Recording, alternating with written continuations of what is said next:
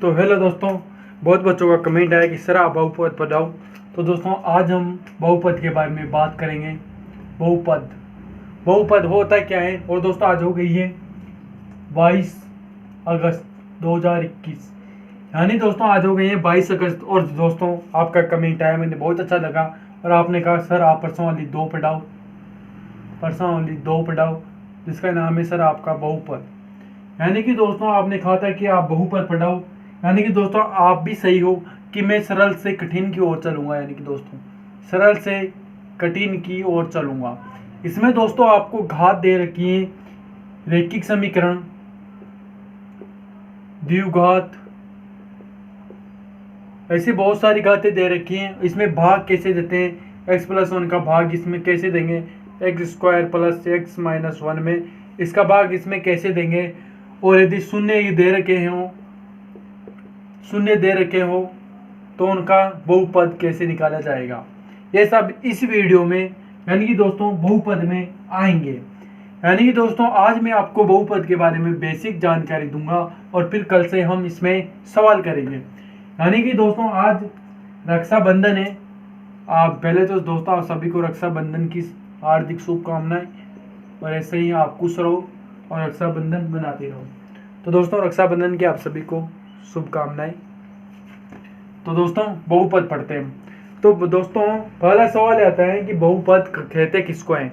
यानी दोस्तों पहला सवाल आता है कि बहुपद कहते किसको हैं। यानी कि दोस्तों हम ऐसे भी मान सकते हैं कि बहुपद किसे कहते हैं। यानी कि दोस्तों यदि मान लो आप 2x लिख दूं +1 लिख दूं तो यही बहुपद हो जाएगा। यानी कि दोस्तों x² + x-1 लिख दूं तो यही बहुपद हो जाएगा। यदि दोस्तों मैं यहाँ पर 2x + 4 लिख दूं तो दोस्तों यही एक बहुपद हो जाएगा। ऐसे घात 3 लिख दूं तो दोस्तों यही एक बहुपद हो जाएगा। यानी कि दोस्तों अब इसमें मैं कह सकता हूं कि बहुपद को आपको कोई डाउट नहीं होगा। इसके बाद दोस्तों मैं क्या कह सकता हूं कि इसमें एक सवाल दे रखा है कि रैखिक बहुपद किसे कहते हैं। यानी कि दोस्तों आप लिख लेना, मैं आपको बताने जा रहा हूं। यानी दोस्तों रैखिक बहुपद, दोस्तों रैखिक बहुपद किसे कहते हैं, इसमें आपको देखना होगा कि रैखिक बहुपद किसे कहते हैं। यानी दोस्तों वह बहुपद जिसके सिर्फ एक घात होती है। यानी कि दोस्तों घात हम किसको कहते हैं, जैसे दोस्तों x² + x-1। यानी कि दोस्तों इसमें कितनी घातों का बहुपद है। यानी कि दोस्तों आप कहेंगे कि इसमें 2 घातों का बहुपद है। यदि दोस्तों इसमें मैं x-1 लिख दूं तो इसमें आप कहोगे दोस्तों इसमें एक घात का बहुपद है। यानी कि दोस्तों 2 घात का क्या मतलब है कि x × x होगा तब x² होगा। और दोस्तों इस x का क्या मतलब है कि इसमें सिर्फ एक ही घात है। यानी कि दोस्तों x-1 भी हम इसे लिख सकते हैं। यानी दोस्तों रैखिक बहुपद का मतलब होगा जिसकी सिर्फ एक घात होगी। ऐसे बहुपद जिनको सिर्फ एक घात होगी, जैसे दोस्तों ये देख लो x+1, x+2, x-15, ऐसे दोस्तों आप बहुत सारे x-√3 बहुत सारे उदाहरण लिखे जा सकते हैं। अब अगला सवाल क्या कहते हैं दोस्तों, द्विघात बहुपद किसे कहते हैं। यानी कि दोस्तों द्विघात बहुपद किसे कहते हैं। दोस्तों नाम से ही पता चल रहा है कि द्विघात बहुपद, ऐसे बहुपद जिनके 2 घात होती हो उन्हें हम द्विघात बहुपद कहते हैं। यानी कि दोस्तों इसका उदाहरण देख लो आप, x² + x+1। यानी कि दोस्तों एक उदाहरण तो ये हो गया, और एक उदाहरण ये देख लो दोस्तों x² + 1 या फिर x² + 4, ऐसी इत्यादि उदाहरण होंगे इसके। और दोस्तों अगला क्या कर रहे हैं दोस्तों, अगला कर रहे हैं दोस्तों त्रिघात बहुपद। यानी दोस्तों इसमें त्रिघात बहुपद पूछ रहा है। यानी कि दोस्तों त्रिघात बहुपद किसे कहते हैं, त्रिघात बहुपद यानी दोस्तों ऐसे बहुपद जिनकी सिर पर 3 घात होती हो। दोस्तों कितनी घात होती हो, 3। यानी दोस्तों मैं कह सकता हूं कि x³ + x² + 1 ये एक त्रिघाती बहुपद है। यानी कि दोस्तों इसमें कितनी आ गई, 3 घात आ गई। ऐसे दोस्तों मैं x³ - 1 लिख सकता हूं या फिर x³ - 2 भी लिख सकता हूं। ऐसे बहुत सारे उदाहरण भी लिख सकता हूं। यानी दोस्तों आपको क्लियर हो गया होगा कि रैखिक बहुपद और द्विघात बहुपद और त्रिघात बहुपद किसे कहते हैं।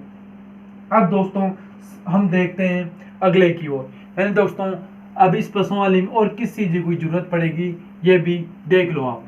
यानी दोस्तों एक मान लो एक बहुपद है, द्विघात बहुपद है, ये द्विघात बहुपद है, बहुपद है। यानी दोस्तों ये बहुपद है। तो दोस्तों आपने सुना होगा कि अल्फा और बीटा और एक ही गामा भी होता है दोस्तों, होता कि या नहीं होता है? होता है ना, इसे अल्फा कहते हैं, अल्फा, और ये होता है दोस्तों बीटा, ये होता है दोस्तों बीटा, अल्फा बीटा, और दोस्तों होता है गामा, ये होता है गामा, गामा। यानी दोस्तों इसमें तीन होते हैं, अल्फा बीटा गामा। ये तो आपको याद होगा दोस्तों, अल्फा बीटा गामा। दोस्तों इसे छोटी ई की बड़ी ई की मात्रा लगा लो, कोई दिक्कत नहीं, बीटा हो जाएगा वो। तो ये बीटा, ये बीटा, ये आपने नाम सुना होगा दोस्तों, अल्फा बीटा गामा। ये दोस्तों एक यूनानी भाषा है, ये एक यूनानी भाषा का है, अल्फा बीटा गामा। ये हिंदी भाषा का नहीं है दोस्तों, ये एक यूनानी भाषा का शब्द है, अल्फा बीटा गामा, जिसमें दोस्तों हमारे गामा कोई काम नहीं आएगा, सिर्फ हमारे इसमें अल्फा और बीटा ही काम आएगा। यानी दोस्तों इसमें हम कह सकते हैं कि एक यूनानी भाषा का शब्द है। दोस्तों प्रश्न ऐसे भी आ सकते हैं कि अल्फा बीटा गामा किन भाषा का शब्द है? तो दोस्तों ये एक यूनानी भाषा का शब्द है। ये आपको कोई नहीं बताएगा दोस्तों, सिर्फ मैं ही बता रहा हूँ कि एक यूनानी भाषा का शब्द है, और दोस्तों इसमें सिर्फ हमारे अल्फा और बीटा ही काम आएंगे। तो दोस्तों इसमें क्या होता है, अब इसमें एक सूत्र बनेगा अल्फा प्लस बीटा, इसके बराबर होता है दोस्तों alpha plus beta minus D B दोस्तों और सी। यानी दोस्तों alpha plus beta minus B बराबर ए, यानी दोस्तों बी बराबर ए के बराबर होता है। और दोस्तों होता है ये तो योगफल होता है, और एक होता है दोस्तों गुणनफल। गुणनफल में होता है दोस्तों अल्फा इंटू बीटा बराबर किसके बराबर होता है दोस्तों? सी बटा ए के बराबर। यानी दोस्तों ये सी बटा ए के बराबर alpha plus alpha into beta, इसके दो सूत्र होते हैं। लेकिन दोस्तों ये सूत्र अभी हमारे काम नहीं आएंगे, जिसके पहले हमें उदाहरण नंबर 1 करना पड़ेगा। उदाहरण नंबर 1 क्या कर रहे हैं दोस्तों, सवाल को देखो और पढ़ो, क्या बता रहे हैं उदाहरण नंबर 1 कि नीचे दिए गए आकृति 2.9 में ग्राफ को दिया गया है, ठीक है। प्रत्येक आकृति में y बराबर px, जहां px एक बहुपद है, जहां ग्राफ एक ग्राफ, प्रत्येक के लिए px के शून्यकों की संख्या ज्ञात कीजिए। यानी कि दोस्तों हमें px के शून्यकों की संख्या ज्ञात करनी है। दोस्तों ये कक्षा 10वीं का है, यदि आपको विश्वास नहीं हो रहा तो देख लो, बहुपद प्रश्नावली 2। तो दोस्तों उदाहरण नंबर 1 भी देख लो आप, ये देखो उदाहरण नंबर 1, ठीक है दोस्तों। तो दोस्तों ये क्या कह रहा है, फल आकृति दे रखे हैं दोस्तों, इसे फल आकृति, कुछ नहीं करना, बहुत सिंपल सवाल है। ये x1 हो गया, ये x हो गया, ये y हो गया, और ये y1 हो गया, और यहाँ शून्य होता ही सही। अब दोस्तों इसने क्या दे दी, स्पष्ट आकृति, स्पष्ट आकृति इसे दे दी, कोई ऐसे आकर ऐसे आ रहा है, ठीक है ना दोस्तों, ऐसे ही आ रहा है ना, और कुछ तो हो तो नहीं रहा ना इसमें, ठीक है। अब वो कह रहे हैं कि इसमें शून्य कितने हैं, इसमें शून्य कितने हैं? तो दोस्तों क्या इसमें कोई संख्या x में काट रहा है? आप कहेंगे जी हाँ सर, यहाँ पर कोई एक शून्य होगा, क्योंकि ये रेखा एक इसमें काट रही है। तो दोस्तों इसका सही आंसर हो जाएगा कि इसमें एक शून्य होंगे, दोस्तों इसमें एक शून्य होंगे। अब दोस्तों क्या कर रहे हैं, एक शून्यकों की संख्या होगी, यानी दोस्तों इसमें एक शून्य होंगे। अब दोस्तों क्योंकि ये x में काट रहा है, यही इसका आंसर होगा। अब नेक्स्ट दूसरा सवाल क्या कर रहा है दोस्तों, इसको मैं कह कि रहने देता हूँ और दूसरा सवाल की ओर बढ़ता हूँ। दूसरा सवाल कह रहा है दोस्तों ये ऐसे होकर ऐसे हो रहा है, तो इसमें कितने शून्य होंगे? तो आप कहेंगे सर एक तो यहाँ होगा और एक यहाँ होगा, यानी कि दोस्तों इसमें 2 शून्य होंगे, सही आंसर। अब तीसरा क्या बता रहा है दोस्तों, तीसरा ये बराबर कर देता हूँ दोस्तों। तीसरा क्या कह रहा है, तीसरा ये यहाँ से जा रहा है और यूं जा रहा है और यूं जा रहा है, ऐसे ही जा रहा है ना। तो आप कहेंगे, तो मैं कहूँगा दोस्तों इसमें कितने शून्य होंगे? आप कहेंगे 3 होंगे, एक ये होगा, एक ये होगा और एक ये होगा, यही है ना दोस्तों। तो इसमें 3 शून्य हो जाएंगे, 3 होंगे ना दोस्तों। अब दोस्तों क्या इसके बाद में अगले सवाल को देखा जा सकता हूँ। अगला सवाल क्या कर रहा है दोस्तों, अगला शून्य कौन सा दे रखा है? अगला देखो, अगले का दे रखा है दोस्तों 14वें का यूं, तो x में कितनी बार कट रहा है? एक बार, तो क्या कह सकता हूँ मैं, इसका शून्य कितना होगा, एक ही होगा, क्योंकि एक्स में एक ही बार काट रहा है। अगला सवाल क्या कर रहा है दोस्तों, अगला देखो, पांचवा देखो, पांचवा कह रहा है कि इसके शून्य कितने होंगे, ये ऐसे जा रहा है। तो दोस्तों इसका शून्य कितना होगा, तो आप कहेंगे एक ही होगा, क्योंकि यहाँ पर ये एक ही बार कट रहा है। एक ही बार कट रहा है कि नहीं कट रहा है दोस्तों पांचवे में, तो इसके शून्य की संख्या भी एक ही होगी। अब नेक्स्ट सवाल क्या कर रहा है दोस्तों, इसको मिटा लेते हैं। नेक्स्ट सवाल कर रहे हैं दोस्तों, ये नेक्स्ट सवाल कर रहे हैं कैसे कट रहा है ये, यहाँ से यूं जा रहा है और फिर यूं जाके यूं आ रहा है। तो वो कह रहे हैं कि इसमें शून्य की संख्या कितनी होगी। तो दोस्तों देखो, एक ये हो गई, एक ये हो गई, एक ये हो गई और एक ये हो गई, यानी कि मैं कह सकता हूँ दोस्तों इसमें 4 शून्यों की संख्या होगी। ठीक है दोस्तों, उदाहरण नंबर आपको समझने में आ गया होगा। अब मैं 2.1 के सवाल बताऊंगा। तो दोस्तों मैं इसे मिटा देता हूं।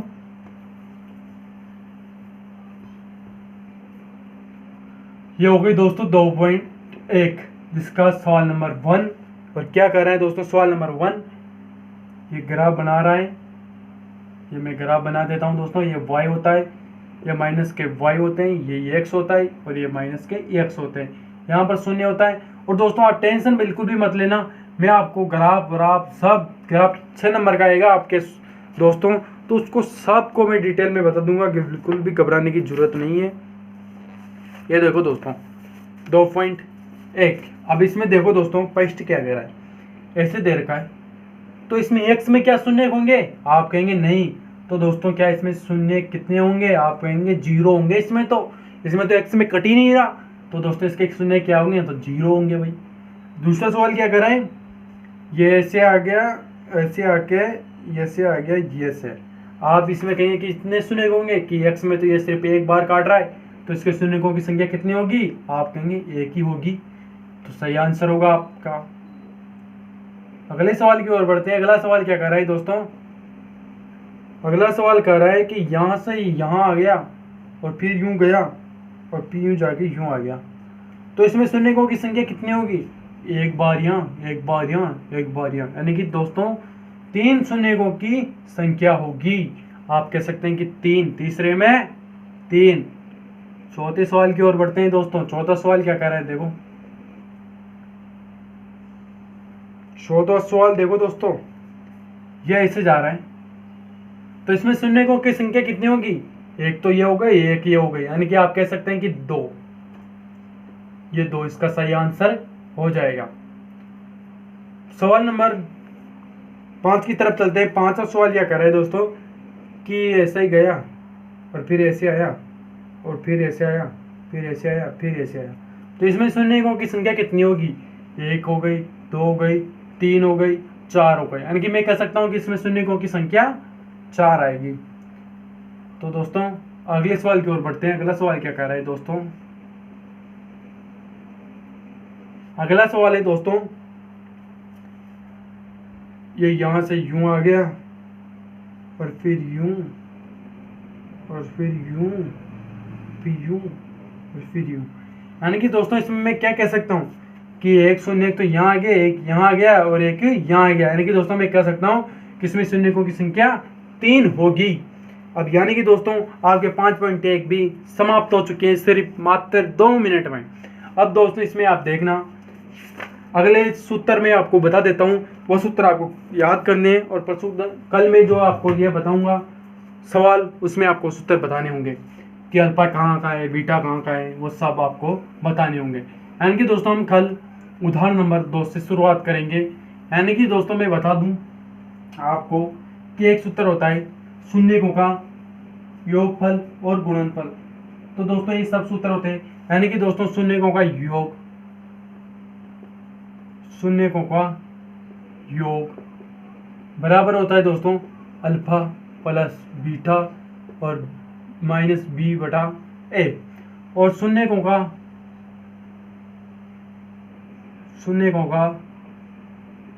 गुणनफल, गुणनफल का सूत्र होता है दोस्तों अल्फा इंटू बीटा और बराबर कितना होता है दोस्तों सी बटा ए। यही होता है ना दोस्तों सी बटा ए। यानी कि दोस्तों आपको एक सूत्र तो ये याद करना है, दो सूत्र तो ये हो गए, और आपको अभी मैंने बताया था ए का स्क्वायर ये वाला, और बी एक्स प्लस सी एक ये। जैसे कोई पद दे रखा हो आपको, मान लो ये दे दिया मैंने, ये दे दिया, अब मैं इसमें आपसे पूछ लूं कि एक बराबर क्या है, तो दोस्तों ए बराबर इसमें 2 आ गया कि नहीं आया, और बी बराबर इसमें बताऊं क्या आया, तो 2 आ गया, सी बराबर इसमें 3 आ गए। ऐसे मैं पूछूंगा तो आपको बताना पड़ेगा कि कितना से कहाँ आया, कहाँ से क्या आया वैसे। अब दोस्तों इसके बाद मैं एक सूत्र और दूंगा, वो भी आपको याद करने हैं। यानी दोस्तों योग का तो ये हो गया और गुणनफल का ये हो गया। इसके बाद दोस्तों आपको एक सूत्र और है, ये भी याद कर लो, सौर समीका है। जैसे दोस्तों ऐसे देख लो, ए का स्क्वायर में एक्स, ये ए का फेंका नहीं आता दोस्तों मैंने, एक्स माइनस वाई, ये बहुत जल्दी याद होते हैं दोस्तों, ऐसे लिखने में बहुत आसान मिलती है, एक्स प्लस वाई और एक्स माइनस वाई। एक सूत्र तो ये याद करना दोस्तों, और एक सूत्र ये आता है अभी, एक सूत्र ये होगा, ये भी आपको याद करना है, एक्स स्क्वायर प्लस 2xy और प्लस वाई का स्क्वायर। और दोस्तों एक सूत्र ये होता है वाई का होल स्क्वायर। ये सूत्र बनते कैसे हैं वो भी मैं आपको बता दूंगा, कोई घबराने की जरूरत नहीं है, वैसे मैं यही हूँ, कहीं नहीं जा रहा। का स्क्वायर, ये सूत्र होते हैं, ये 3 सूत्र तो इसमें काम आएंगे आएंगे, वैसे से आप कैसे भी कर दो, दूसरा भी तरीका लगा लो, ये सूत्र तो इसमें काम आएंगे आएंगे। और दोस्तों और सूत्रों की बात करूं मैं, ये गामा वाला दे रखा है, तो ये इसमें दे रखा है दोस्तों उदाहरण नंबर 15 में कि ये प्रीसाइड दृष्टि से नहीं है, तो दोस्तों इस गामे वाले सूत्र को तो हम याद करेंगे नहीं। क्यों दोस्तों, इतनी बड़ी किताब है और आपके दिमाग में लोड बढ़ के फालतू के सूत्र याद कराएंगे, हम तो वही सूत्र पढ़ेंगे भाई जो हमारे किताब में काम आएंगे या दोस्तों या पेपर में आएंगे, वही सूत्र हम पढ़ेंगे, नहीं तो कुछ नहीं पढ़ेंगे। और दोस्तों एक सूत्र होता है, वो एक होता है दोस्तों, मैं बता दूंगा, अभी कहीं जाने की जरूरत तो नहीं। ये दोस्तों ये देखो, अभी देखना, भाज्य भाज्य बराबर भाजक इंटू भागफल भागफल प्लस शेषफल, एक सूत्र ये होता है। और इसमें दोस्तों भाज्य भाजक को क्या कहते हैं इसको भी मैं बता दूंगा, ज़्यादा कोई घबराने की जरूरत नहीं है दोस्तों, इसे px कहते हैं, यह भी याद कर लेना, क्योंकि दोस्तों ये याद नहीं है तो फिर कुछ भी याद नहीं है। इसे gx कहते हैं और इंटू, और इसके बाद दोस्तों अगले को क्या कहते हैं, qx कहते हैं, qx कहते हैं, और प्लस इसके आगे को क्या कहते हैं दोस्तों, इसके आगे कहते हैं rx, यानी दोस्तों भाज्य भाजक भागफल और प्लस शेषफल, ये इसका ये होगा। और दोस्तों ये आपको याद करने हैं दोस्तों, क्योंकि दोस्तों यही इस सूत्र में काम आएंगे। और आप करो या मत करो, यदि आपने भाग किया x का भाग दिया और उसकी जांच करनी है ना, तो यही सूत्र काम आएगा हमारा, सबसे ज़्यादा यही सूत्र काम आएगा हमारे भाग करने पर। और फिर ये अल्फा बीटा तो बहुत सिंपल सवाल है सर, ये तो आपको यूं ही हो जाएंगे, देखना, आप टेंशन ही मत लेना इन सवालों की, तो बस आपको मेरा मेन फोकस आपको भाग सिखाना रहेगा। जैसे दोस्तों मैं कह दूं कि इसमें आप मान लो आप कि x square plus x minus 1 में आप भाग दो भाई एक्स माइनस 1 का, इसमें आप भाग दोगे तो आप होगे सर, इसमें भाग कैसे, हमने तो ऐसा सुना था कि 3 में 36 का भाग दो भाई, संख्या में तो चला जाएगा 12 बार 36, और ये 12 बार चल जाएगा। तो दोस्तों मैंने तो ऐसे पढ़ा था कि आप कह रहे हैं कि एक्स में भाग दो, ये कैसे होगा। तो दोस्तों बिल्कुल भी घबराने की जरूरत नहीं है, मैं हूँ अभी आपको पूरे 100 में से 100 नंबर दिलाने की गारंटी है मेरी। खाता ना मैंने आपको, थंबनेल भी देख ली होगी आपने, यह आपको चुटकियों में करा दूंगा मैं, और आपकी जांच भी परफेक्ट करा दूंगा कि ये जांच के बाद इसका आंसर कैसे निकलेगा कैसे नहीं निकलेगा। अब दोस्तों मैं इसमें आपको बता देता हूँ, मान लो दोस्तों आप इसमें कंफ्यूज होंगे कि भाज्य किसे कहते हैं, भागफल किसे कहते हैं, शेषफल किसे कहते हैं। तो दोस्तों इधर देखो,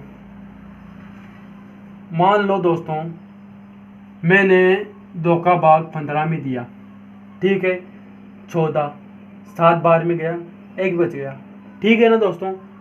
तो दोस्तों इधर सुनो, ये भाज्य बराबर 15 माना जाता है हमेशा दोस्तों, भाज्य हमेशा अंदर वाला माना जाएगा। और दोस्तों भाजक हमेशा, भाजक किसे माना जाएगा, 7, यानी कि दोस्तों ये आया जिसे हमेशा भाजक माना जाएगा। और भागफल, यानी कि दोस्तों भागफल किसे माना जाएगा, जिसका हम भाग दे रहे हैं, 2 का भाग दे रहे हैं तो भागफल वो माना जाएगा। और दोस्तों शेष फल किसे माना जाएगा, शेष फल जो आपको जो बचेगा नीचे कितना बचा वो शेष फल आपका माना जाएगा। अब यानी कि दोस्तों मेरे पास 4 चीजें आ चुकी, 1 2 3 4 आ गई। हमारा सूत्र क्या कर रहे हैं दोस्तों कि पहले भाज्य लिखो, यानी दोस्तों भाज्य कितना है हमारे पास 15।